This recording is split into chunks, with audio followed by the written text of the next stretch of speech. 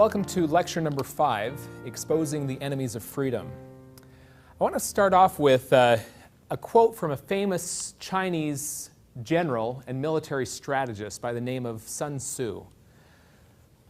Over 1,000 years ago, he wrote a book by the name of The Art of War and has been looked at for centuries now as probably the greatest military strategy book ever written.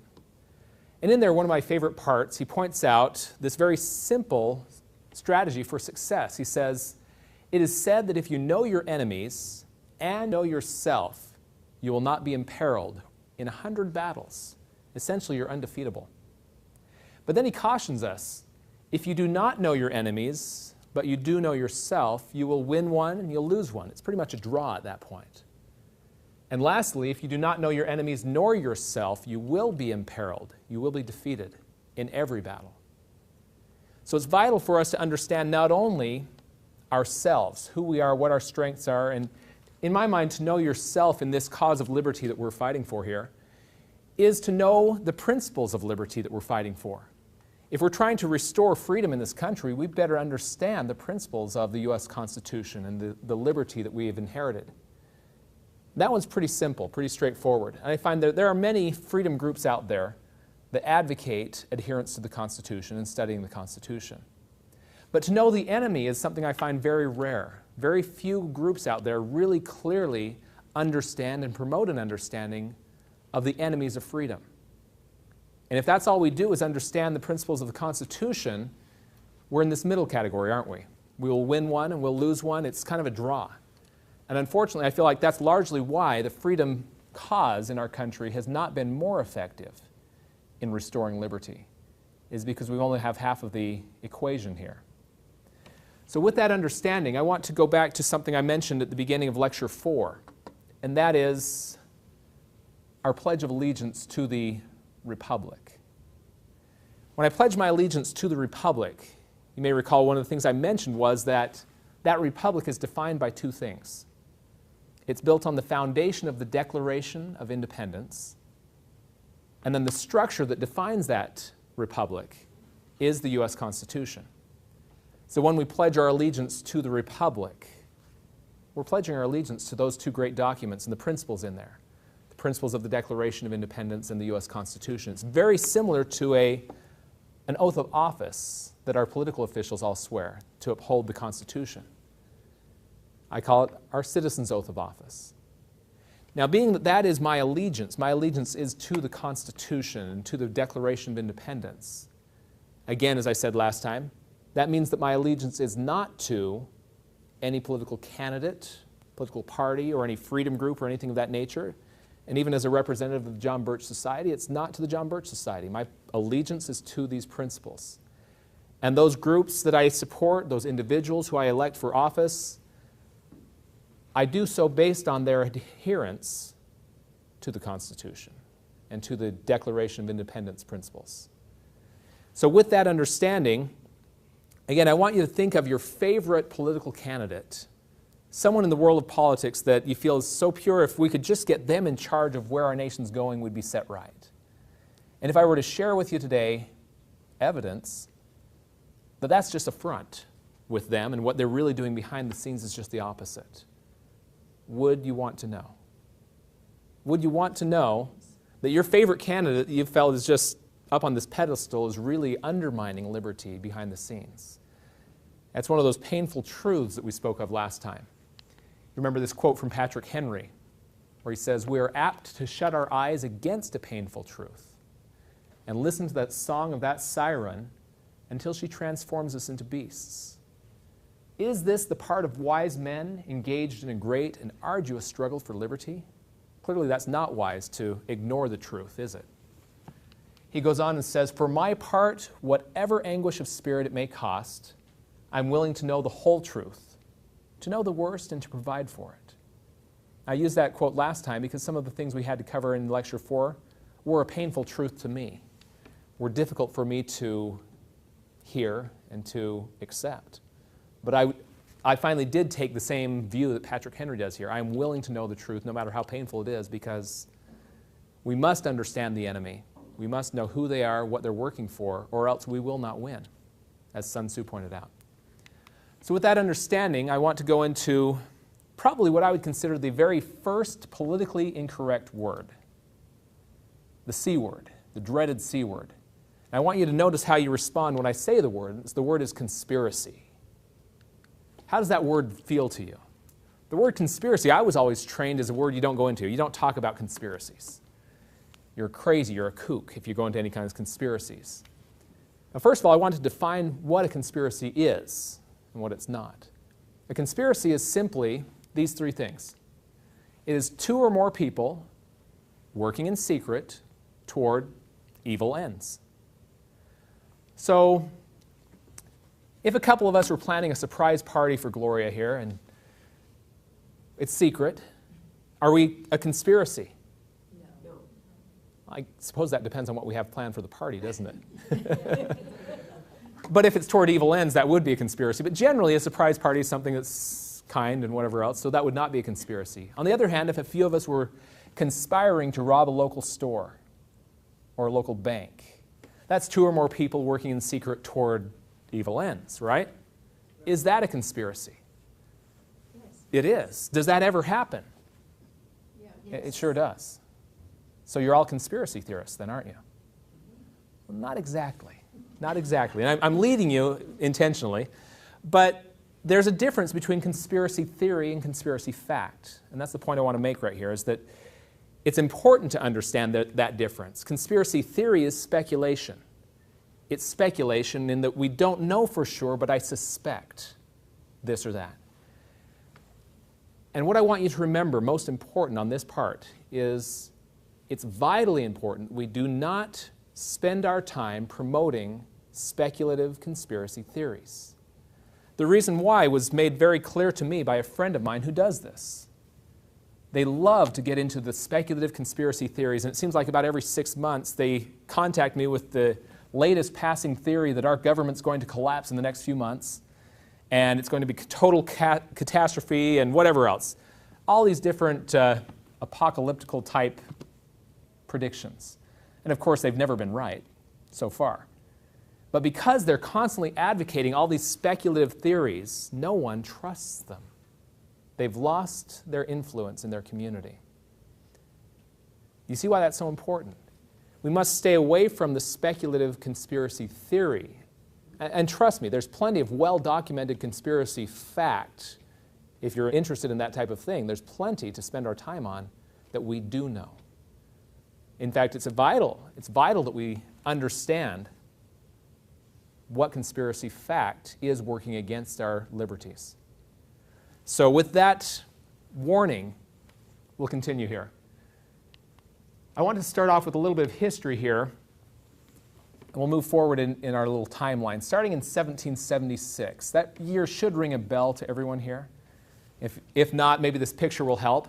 July 4th, 1776, you all remember. Great day. We celebrate Independence Day, when our brave forefathers, 56 brave men, put their signatures on the Declaration of Independence, knowing that that was signing their death warrant. This would be viewed, in the eyes of King George, as treason, punishable by a very brutal death. And they knew it. Now, what they were doing on that day, I would say, comes down to these two words. They were declaring our sovereignty and independence. Now, we all use the independence word in reference to it. But the reason I include the word sovereignty, what the word sovereignty means is there's no one higher. There's no higher authority for us to answer to. And the reason I bring this up is this is the main theme that we'll be discussing today, is sovereignty and independence. They declared our sovereignty and independence. We are not answering to any higher power. We call our own shots. That is the principles of the Declaration of Independence at its very core. We are independent. We are self-governing. There is no higher power we have to answer to. And so, typically, the enemies of freedom are working at that root. They're working at undermining our sovereignty, our independence to rule ourselves. For example, perhaps coincidentally, also in 1776, May 1st, 1776 is a very key day to be aware of on the other side of this issue, on the side of enemies of freedom. This man by the name of Adam, and if you're German, you'd say it Weishaupt, or Americans usually call him just Weishaupt. Adam Weishaupt created the Bavarian Order of the Illuminati on May 1st of 1776. Now, the Illuminati is one of those topics that I also must caution you on. If you did a little bit of an internet search trying to learn about the Illuminati, chances are you will find far more fiction and speculative conspiracy theory than you will find fact. Whether that's intentional or not, I don't know. But it is difficult to sort the fiction from the fact when it comes to the Illuminati. For that reason, I will go through some of what we truly do know and point in the direction of some good sources. Because the Illuminati has been labeled as many different things. My favorite speculative conspiracy theory, which I do not believe, just so you know.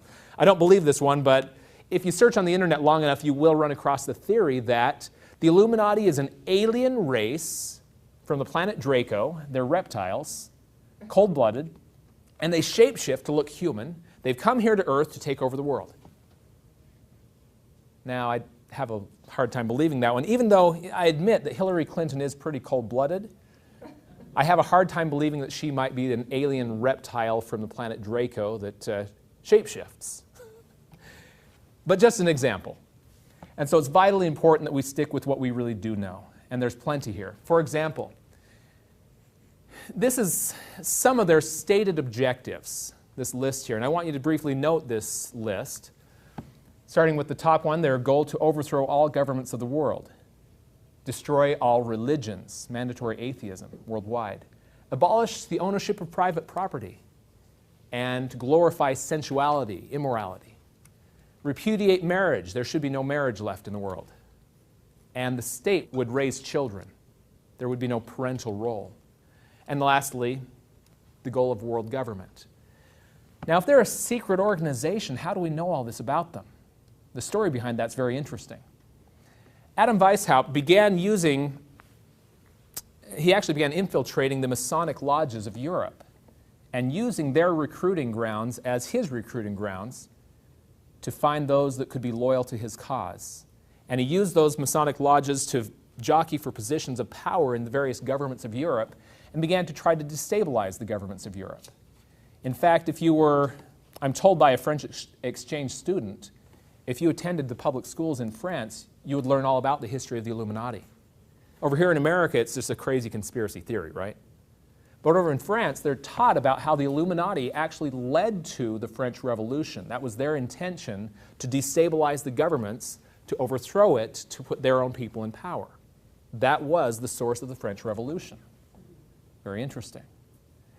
Now, as he was orchestrating this all over Europe with all these different cells throughout the Masonic lodges there, one day, one of his couriers transporting his directions back and forth between different cells, riding his horse in a lightning storm, was struck by lightning and killed. And all the documentation that was on his person fell into the authorities' hands, and it exposed their conspiracy. And that's how we found out about what they were trying to do.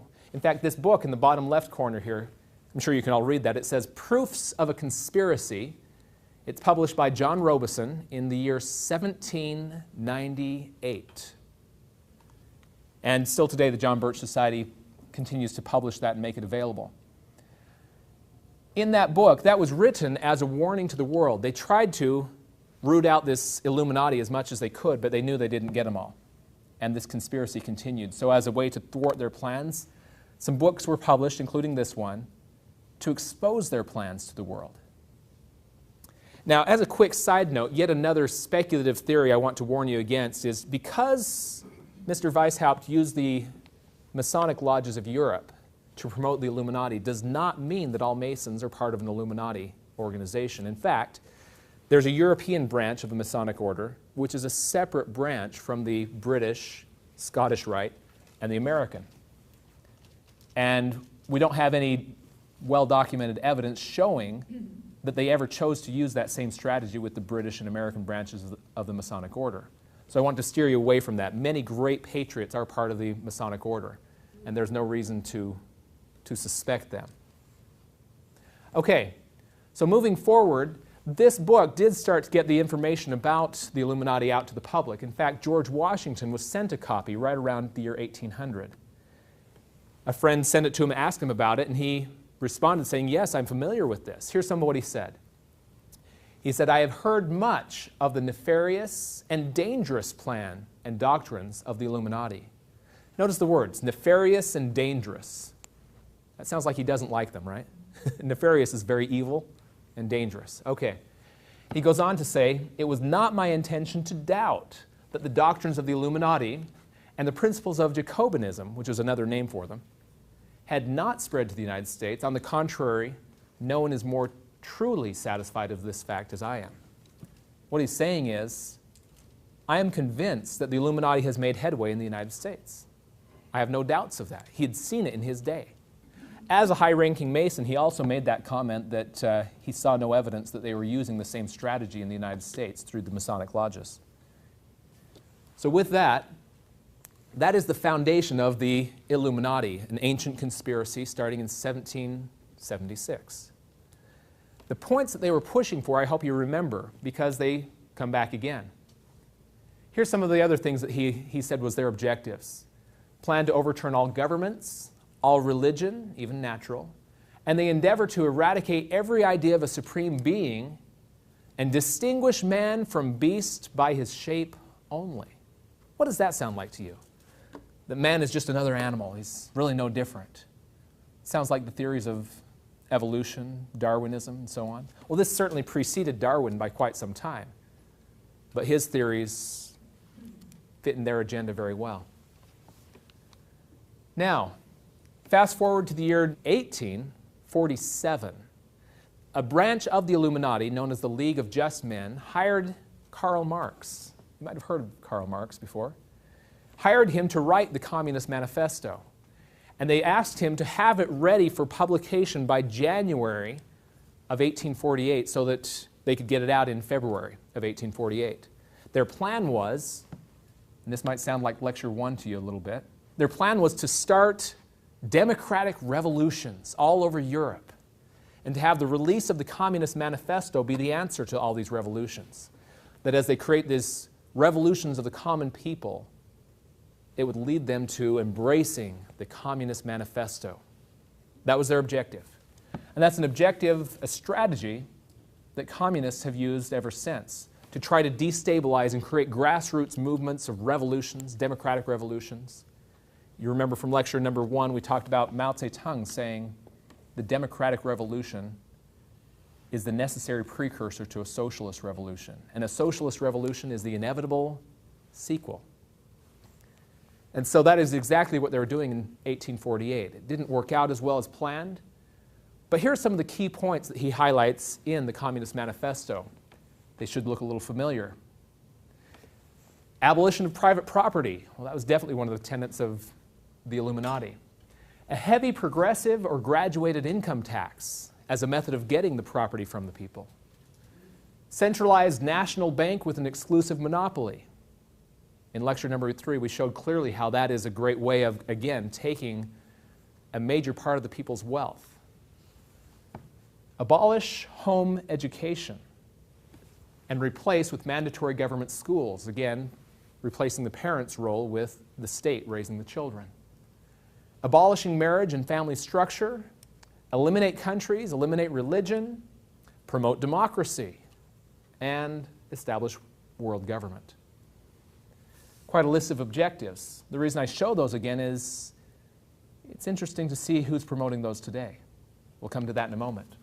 But as I was reading the Communist Manifesto for the first time a few years ago, it occurred to me that if you were to take the 10 Commandments and then list next to it what the Communist Manifesto has to say on that topic, every case it's exactly the opposite. Thou shalt have no other gods before me, you shall have no God at all. And honor thy father and thy mother, the role of parents is completely eliminated, and so on. Try that sometime. Go through all 10 of the 10 Commandments, and then as you study the Communist Manifesto, you'll find it's directly opposing it. So if that is truly from God, it gives you some idea of what source this might be from. Now, we're going to jump back and forth in history for just a moment. I want to demonstrate to you some things that have happened and then show you part of how it happened. So as we jump into 1942 to 1945, we have at that time period World War II. And you might recognize some of the people here. Over on the right-hand side, we have Jimmy Doolittle and his crew. They were some of the brave men that took on a very dangerous task, and that was to fly bombers out over Tokyo to bomb Tokyo, and then because they couldn't land their bombers back on the aircraft carriers they'd taken from, they were instructed to continue on over mainland China, which was occupied by the Japanese, and to take your planes as far as the fuel will take you and then abandon and try to find your way back to safety.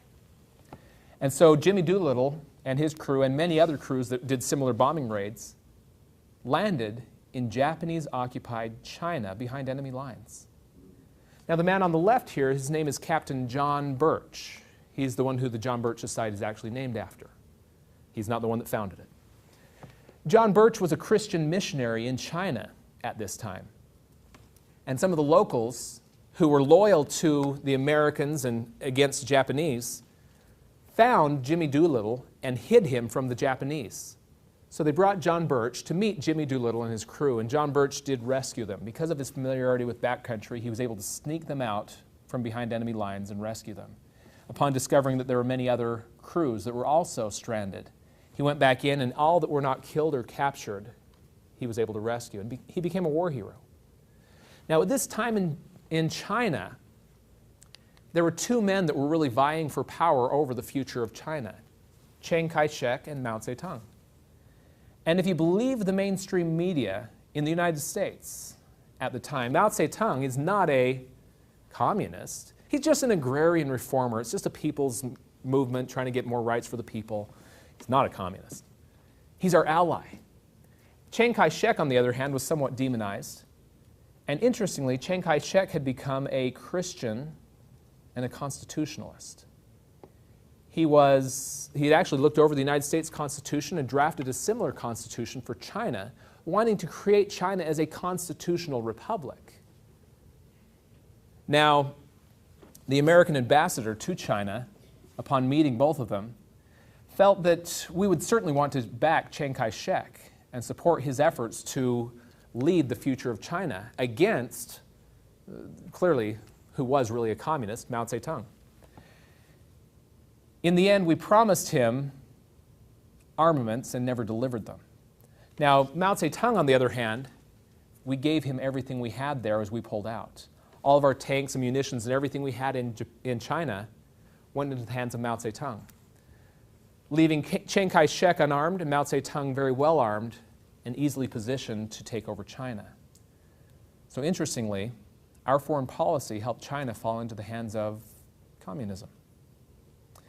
Now, the other part of the story is that John Birch, about 10 days after the war was over, he was there working with the U.S. Army. He was now Captain John Birch. And he fell into the hands of the Chinese communists, Mao Zedong's people. And they brutally murdered him on the spot, recognizing him as a threat to their cause. The truth of his death was covered up. It was actually classified information. If an American hero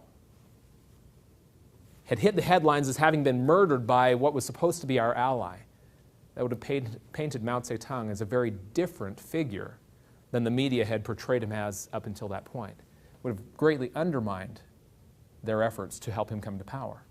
So it was covered up. It wasn't until about a decade later that a member of U.S. Congress discovered the secret files of John Birch and blew the lid off of it. Two great books on the topic: The Secret File of John Birch, and then The Life of John Birch. This one happens to be written by Robert Welch, who is the founder of the John Birch Society. He was a big fan of John Birch and received permission from his parents to name this organization after him. Now, another interesting part right here. Notice Saturday Evening Post, 1955, so about a decade later, when the story of John Birch was finally exposed to the world, they wrote this very honest opinion. It says, "Amazingly, there were in Washington responsible officials who were willing to suppress news of the murder of an American officer, apparently to prevent the American people from rising in their wrath and vetoing further appeasement of communism. The point is, why did they cover up the death of John Birch? So that we would continue appeasing communism, allowing Mao Zedong to come to power. Very interesting. Next, I want to go back in time a little bit to show you some of how this came to be. How were there people in Washington that were appeasing communism very clearly? In this year, 1913, we have two men on the scene here. You might recognize President Woodrow Wilson. But the man to his right, far less known, but he really should be a prominent man in American history. His name is Colonel, though he was never a colonel, honorary title, Colonel Edward Mandell House. And Colonel House really was the president's puppeteer, you could say, the one who ran the presidency during the Wilson administration. Woodrow Wilson openly admitted, "No two men have ever thought as alike as we. He's my alter ego, my other self."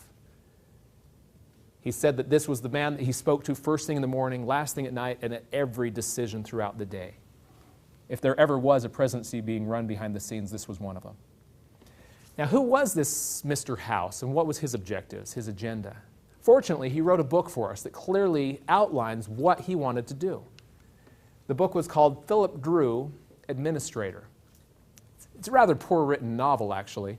But in this novel, Philip Drew, the hero, represents Mr. House. And in there, he describes how he would manufacture and control a president. He showed us plans for a League of Nations that almost exactly mirrored the actual League of Nations proposal that Woodrow Wilson proposed a few years later.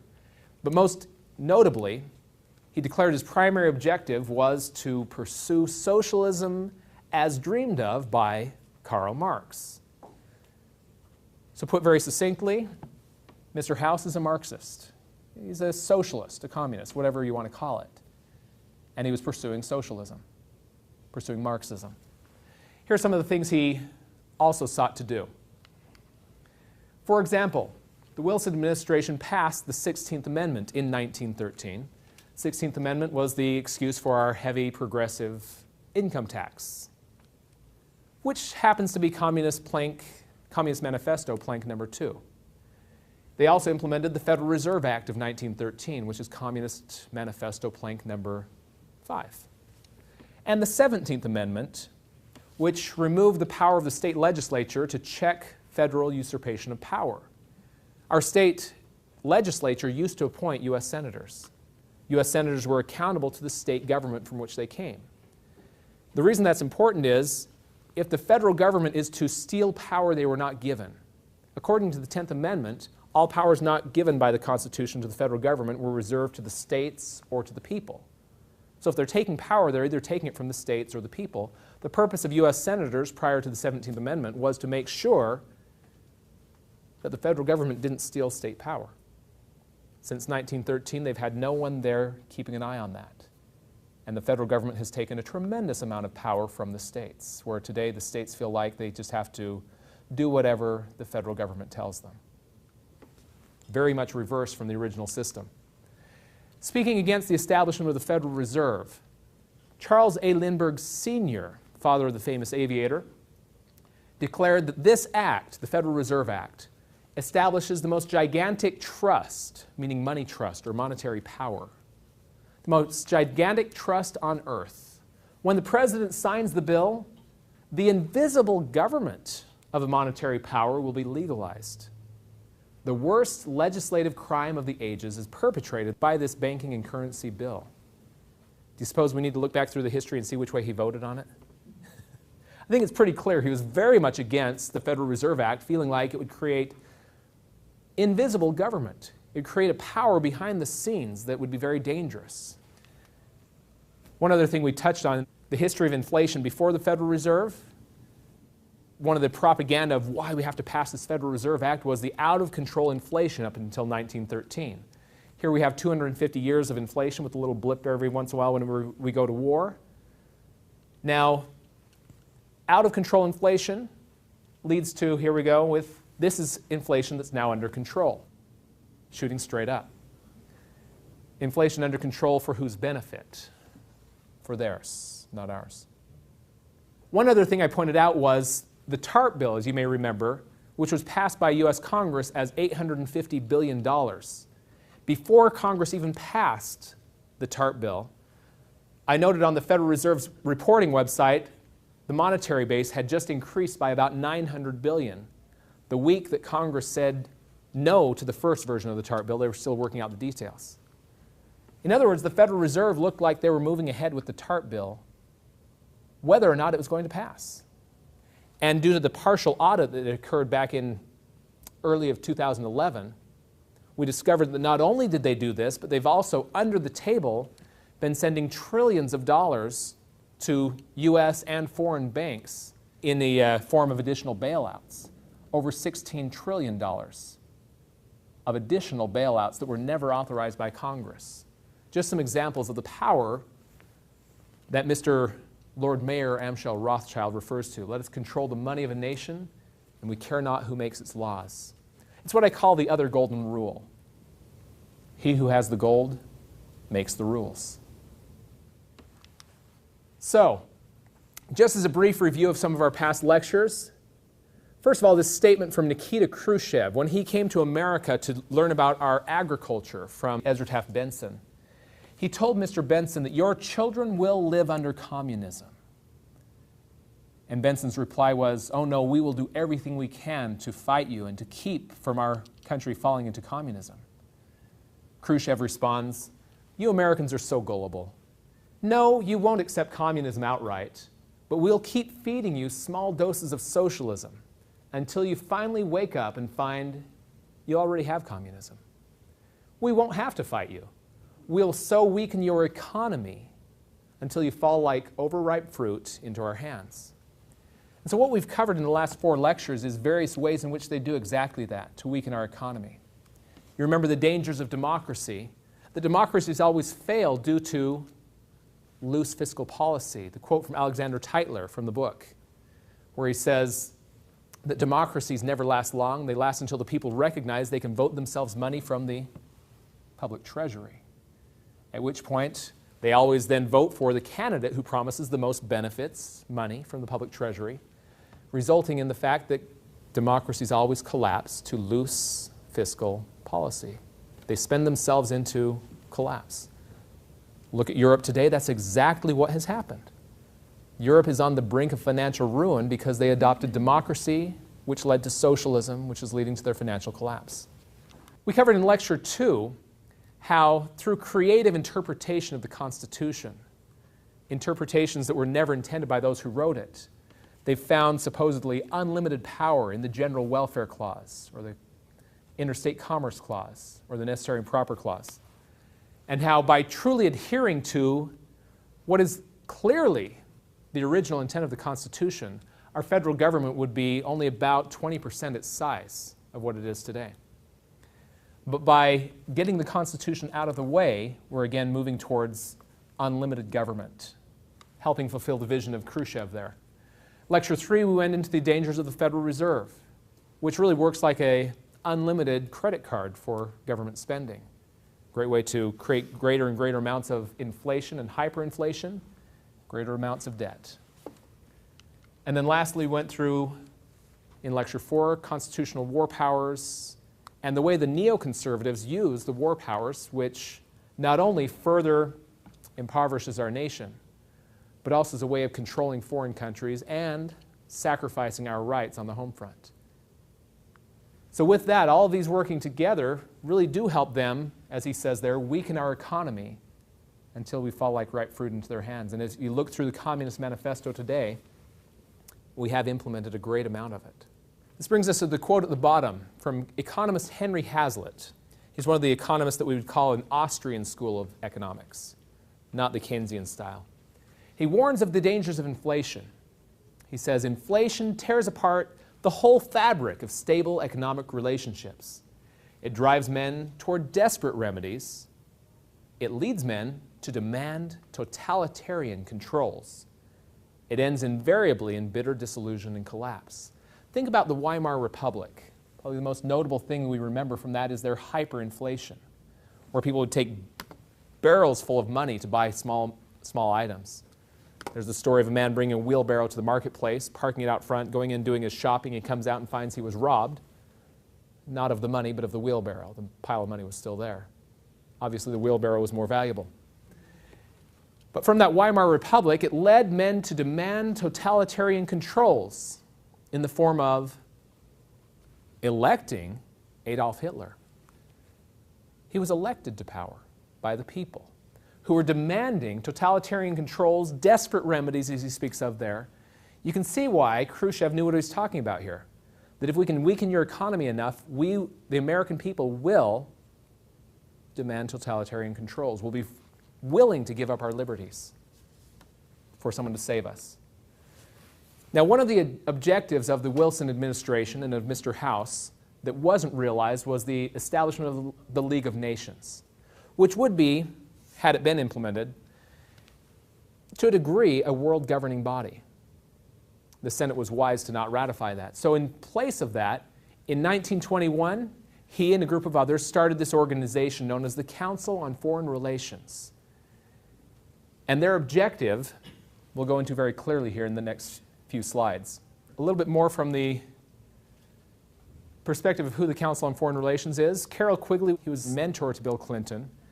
And in his book, he talks about the Council on Foreign Relations. It is an American branch of a society which originated in England and believes national boundaries should be obliterated and one world rule established. Does that sound familiar? We've found a few groups throughout the years that believe in that very thing, from Weishaupt's Illuminati, Karl Marx's Communist Manifesto, all promote this very same thing.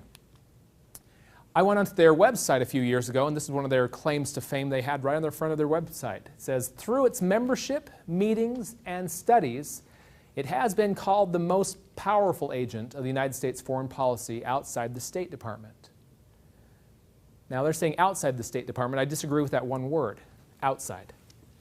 Because over the last several decades, every U.S. Secretary of State has either been a member or at least a close affiliate, like Hillary Clinton, of the Council on Foreign Relations. Hillary herself is not a member, though her husband is. And she clearly declared where she's getting her marching orders from. Every Secretary of State for decades has been following their direction. And so I would say outside and inside the State Department. And that's largely why we've had so many very bizarre things coming from the State Department that has been harmful to our foreign policy, such as appeasing of Mao Zedong and helping him come to power.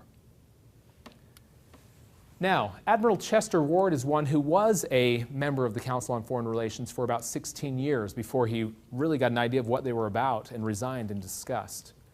Began speaking out against them and exposing them. This one, he says in this three-part quote, once the ruling members of the CFR have decided that the U.S. government should adopt a particular policy, the very substantial research facilities of the CFR are put to work to develop arguments, intellectual and emotional, to support the new policy, and to confound and discredit intellectually and politically any opposition. You've probably seen some of that. For example, I know a man who's a climate physicist who has mountains of evidence against the theories of global warming. And yet he is constantly confounded and discredited by the media. They don't want to talk about it. They don't want to hear his evidence. They just want to shut him down because they don't want anything contrary to their stated objectives being published. You see similar things with anyone that provides evidence that's contrary to the theories of evolution. There's a great book on that topic called Tornado in a Junkyard that shows mountains of evidence that there are huge holes in the theories of Darwin. Much of the quotes in there are Darwin himself admitting that. Again, that was Tornado in a Junkyard, written by James Perloff. Now, on the topic of global climate change, Richard N. Haas, president of the CFR, declares, some governments are prepared to give up elements of their sovereignty, their independence, to address the threat of global climate change. This shows clearly why they're so interested in this global warming agenda, despite the fact that about every 30 years for the last century, the climate alarmists have changed their tune. That about every 30 years it's the coming ice age, and then 30 years later it's coming global warming, and then coming ice age, and they keep going back and forth. In fact, lately I just saw a few headlines saying the glaciers are increasing in size. And the temperatures we've seen over the last decade have actually been declining. So we're probably about due for another shift in their claims. Get ready for the claims of a coming ice age again. You may remember a few years ago, this would be about 2009, there was this great summit happening, the Climate Environmentalist Summit in Copenhagen, pursuing what they called the Copenhagen Treaty. And this organization, Socialist International, had a very strong presence at this international convention. And here's what they felt was the objective of the Copenhagen Treaty. George Papandreou, president of Socialist International and also the Prime Minister of Greece, says, "At this time we are observing the birth of global governance. As we come together with this treaty for how to address climate change, it will birth global governance." Incidentally, on a side note of who the Socialist International is, this is their open statement to the world. The ultimate objective of the parties of the Socialist International is nothing less than world government.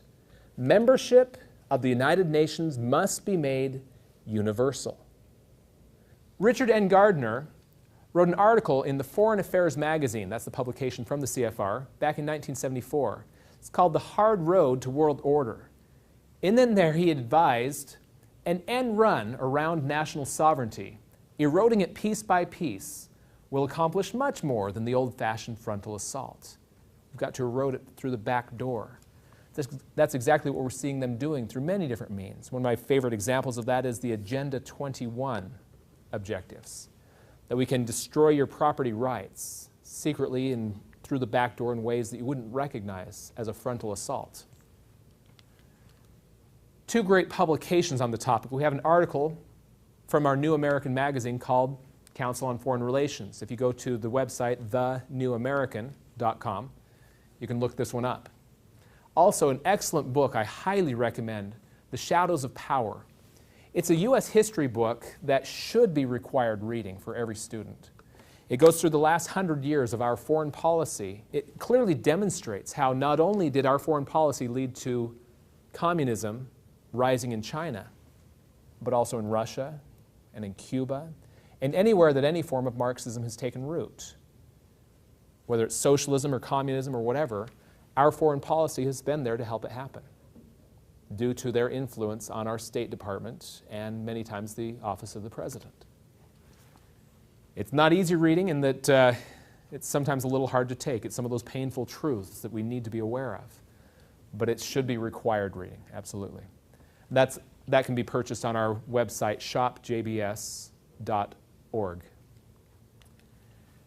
Now again, going back to Carroll Quigley, you may remember I mentioned this one in Lecture 4. He says the two parties should be almost identical so that the American people can throw the rascals out at any election without leading to any profound or extensive shift in policy. In Lecture 4, we compared a little bit of the policy of Bush and Obama. The President Bush, though he pursued the warfare objective more so than Obama is, Bush also did expand the welfare front as well.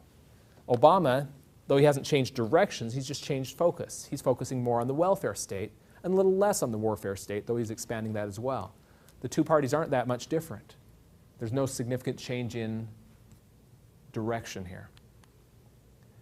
Now, if you're not wanting to read his entire book, The Tragedy and Hope, which is about 1,400 pages, a concise version of it was published by Cleon Skousen. He's the author of The 5,000-Year Leap. This is known as The Naked Capitalist. And in there, he goes through and really gives you the highlights, or lowlights as it may be, from the book Tragedy and Hope. At the beginning of The Naked Capitalist, he shares a story about this lady. Her name is Dr. Bella Dodd. Very, very illuminating, I guess you could say. She was one of the top leaders of the Communist Party USA, and she was getting her marching orders directly from Moscow. Now, at one time she found that at a crucial decision-making time, she was not able to connect with Moscow and get her directions, and had to just make do. Once she got back in touch with Moscow, she asked them, what should I do in the future if I have a crucial decision to make and cannot connect with you? They gave her an address at the Waldorf Astoria Hotel in New York and said, any of these 3 men can give you direction. And what she was shocked to learn was that the men at this hotel were not Russians, and they were not communists. These were 3 men who she looked at as the enemy. These were the American capitalist leaders. We're talking about people like Morgan and Rothschild and so on. And what she later discovered was they're not getting their marching orders from Moscow either. Moscow is getting their marching orders from these men. At which point she quit the Communist Party, deciding that there's something much deeper behind it. In fact, she said, I think the communist conspiracy is merely a branch of a much bigger conspiracy. And she no longer wanted anything to do with it. Very interesting. So moving forward to 1945, we have the establishment of the United Nations. Now, it should be noted that 2 men worked together in drafting the charter for the United Nations. There was a delegate from Russia, who, of course, we all knew was a communist. But we thought this was a good thing because he was working side by side with an American who would give the freedom perspective. Unfortunately, that American was Alger Hiss, who was later discovered to be a communist spy. So we had 2 communists working together drafting the United Nations Charter.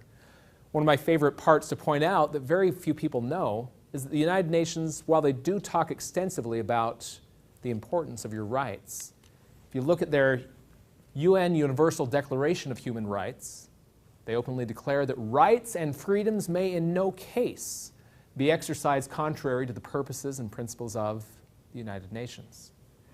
That means you can have your rights as long as they don't get in our way.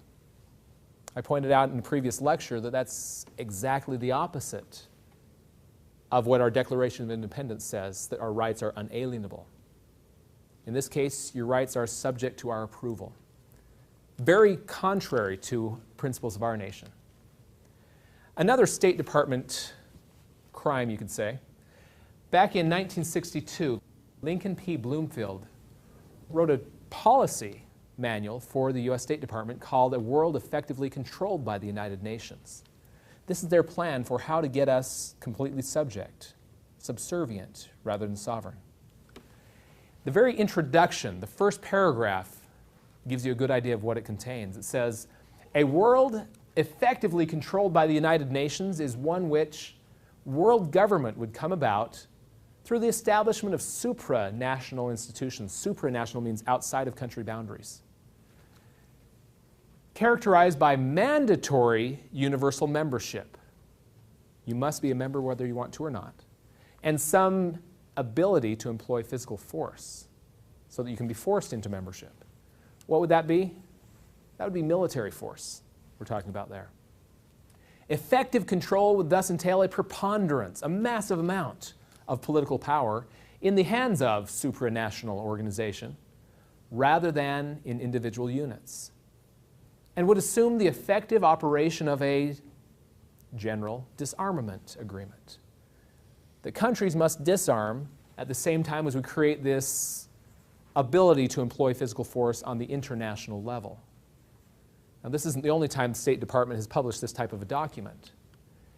The year before, 61, this document called Freedom from War, published by the U.S. State Department. The subtitle, The United States Program for General and Complete Disarmament in a Peaceful World. At the bottom, I've given you a little excerpt from it. It says, the Freedom from War prescribes progressive, controlled disarmament of all nations of the world to a point where no state, meaning no nation, would have the military power to challenge the progressively strengthened UN peace force. The most powerful military in the world should be the United Nations, and no country would have the ability to resist them. That's the plan. All in favor? No, thank you. In addition to that, if you're ever wondering what the United Nations position is on our Second Amendment and our right to bear arms, they have this statue out in the front of their building in the U.S. headquarters, which you might think that's just a new design for how to shoot around corners. But I think it means much more than that, doesn't it? Another great book on the topic, The Global Gun Grab, which shows clearly the United Nations campaign to disarm America. They clearly want us disarmed. You remember from lecture number 4, I had a quote on the topic from Mao Zedong where he says, political power comes from the barrel of a gun. They clearly want that political power in their hands, not in ours. So today, who are the enemies of freedom? And while I'd have to say everyone on this page has worked against the freedom of mankind, I'd say if I was to pick one that was the worst enemy of freedom, I'd say it would be David Rockefeller. I'll let him speak for himself on this matter. He says that some even believe that we are part of a secret cabal, a secret society, conspiracy, working against the best interests of the United States. He's speaking of we, meaning his family, the Rockefeller family. And he says that we, myself, for example, characterize my family and me as internationalists and of conspiring with others around the world to build a more integrated global political and economic structure, one world, if you will.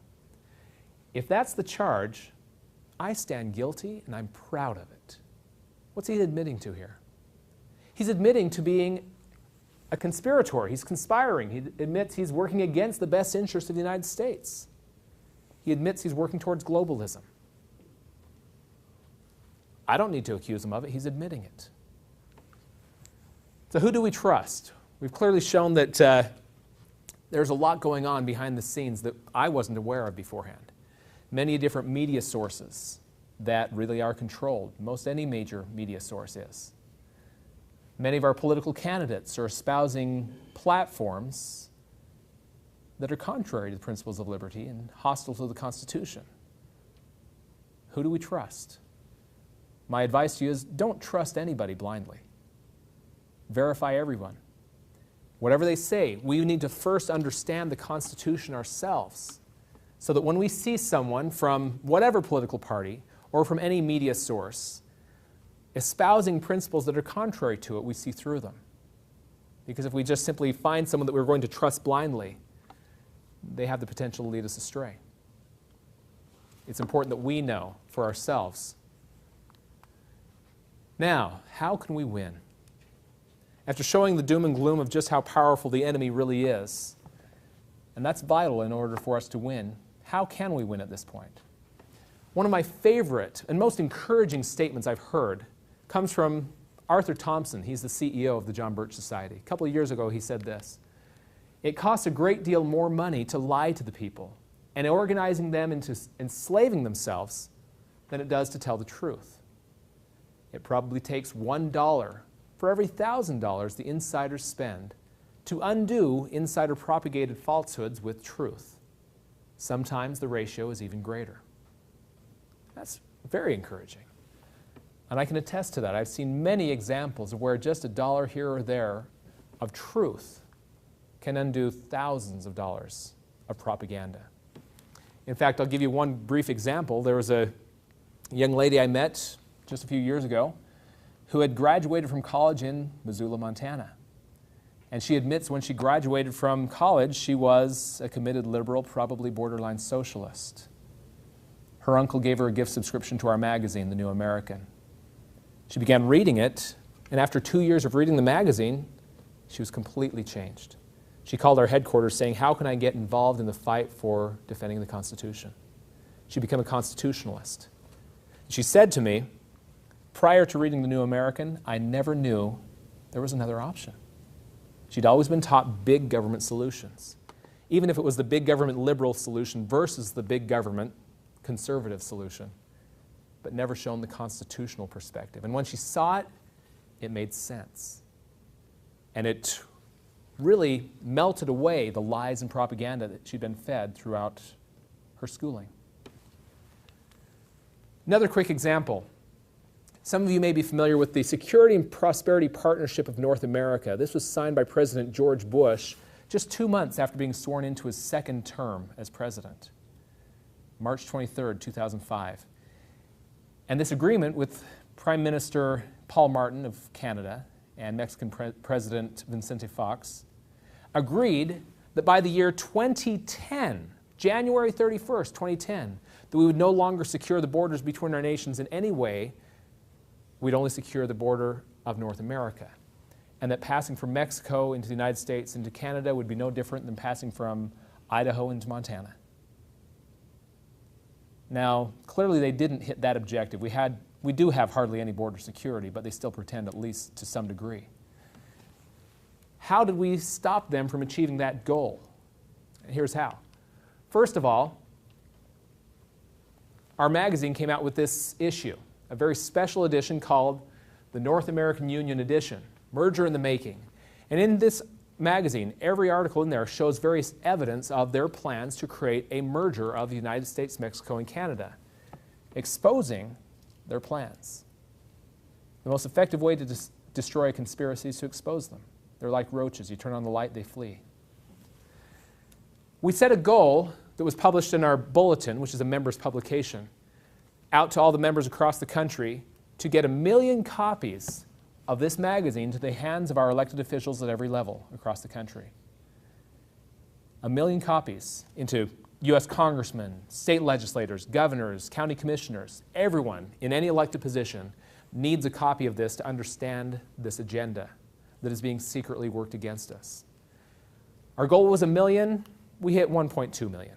We did okay. With that much light being shown on this agenda, they were put back at least a decade. It looks like now they're shooting for about, actually, the year 2020 for implementing that same agenda. They're renaming it, repackaging it, trying to pass it off again. But we were able to put them back in their schedule. The reason I show you this is just simply to show you some of the patterns of how we can win. As we help people understand the principles of liberty and as we expose the enemy's plans, we win. It's really very simple.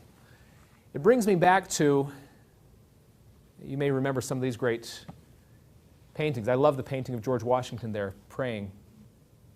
The reason I bring this up is that when we were in our war for independence, the odds were tremendously against us. We had this ragtag band trying to take on the greatest military power in the world. Historians estimate that only about 3% of the population were the ones that were vigorously fighting for our freedom. Only 3%. And yet with that, we saw many great miracles that came to our aid. I'll tell just one. I sometimes give lectures just talking about the miracles that made America. And that could be quite a lengthy discussion because there are many. I have a friend that's writing a book where he declares there's at least 60 times where George Washington wrote back to Congress saying, "Yet again today, we have seen the hand of divine providence coming to our aid."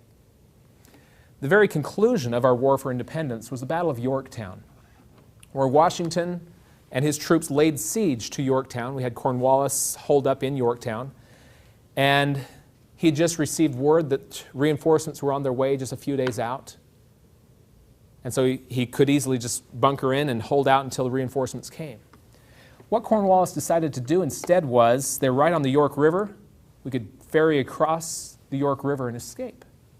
So he began doing that, and with gathering up all the boats and barges and anything they could get together, they took the first shipment across the York River. As soon as they landed, gale force winds picked up, unlike they'd ever seen before, and took all their boats and barges out to sea, leaving them with no way to continue this escape.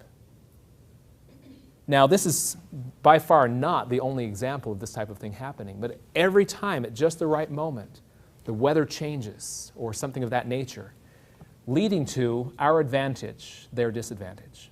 So many times that one British general was heard declaring, "It seems as if even the God of heaven is on Washington's side," in despair. I believe he was on Washington's side. I've seen far too many examples of that. The reason I point this out is that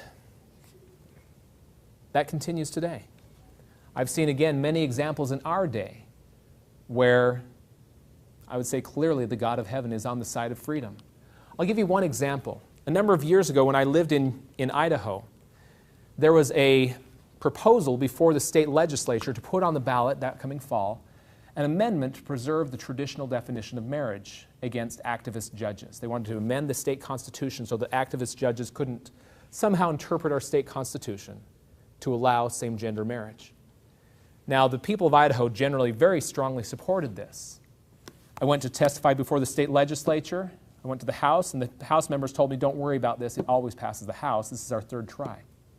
It's the Senate you need to worry about. And in the Senate, you need to worry about this one senator. There's a group of about 5 Republican senators that always vote with the Democrats on this. And if you get their ringleader, and they pointed out to me who he was, you get him to back down, the rest will as well. I went home and was pondering what we could do, because if the general body of people in his district knew that he was the one stopping this marriage amendment from progressing, they wouldn't support him in that.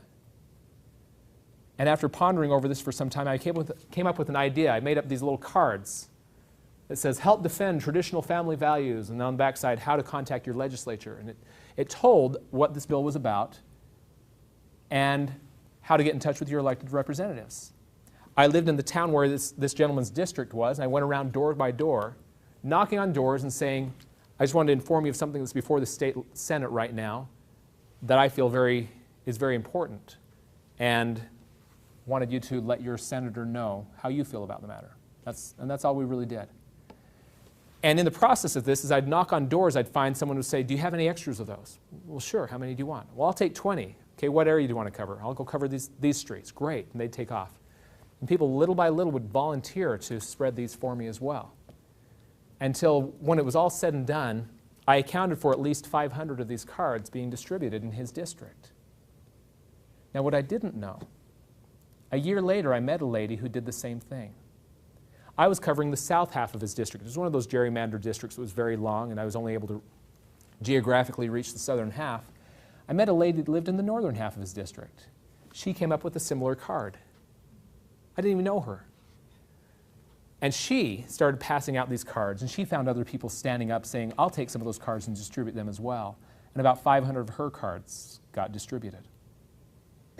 And in the end, when it came time to vote on this bill, to put it on the ballot, the same senator came up and pounded the pulpit and said, I'm still against this bill. But I have heard from over 1,000 of my constituents telling me if I didn't vote for it, I would never see the inside of the State House again. And then this wonderful conclusion, he says, sometimes you have to do what your voters want. And again, I tell you this story because I want you to understand that there truly is miracles that happen in the fight for freedom. I want to conclude with the rest of a statement from Patrick Henry. I read to you the beginning part of his speech, but he says, besides, sir, we shall not fight our battles alone. There is a just God who presides over the destinies of nations and who will raise up friends to fight our battles for us. And then he concludes this very famous speech with the part we're familiar with. Why stand we here idle? Is life so dear, or peace so sweet, as to be purchased at the price of chains and slavery? Forbid it, Almighty God. I know not what course others may take, but as for me, give me liberty or give me death. You can still feel the passion of that speech. That has been now handed on to us. We now have the responsibility to stand for liberty. We must first educate ourselves. We must understand the principles of liberty. And we must understand the enemies of freedom. And then, from there, we can work on educating our own communities. Don't worry about the whole country. All you need to do is focus on your own community, educating one here or one there as we start shifting the tide towards those that will stand for liberty. No matter how insurmountable the odds may seem, remember the odds that Washington's troops faced. It can be done. With that, thank you for joining us today.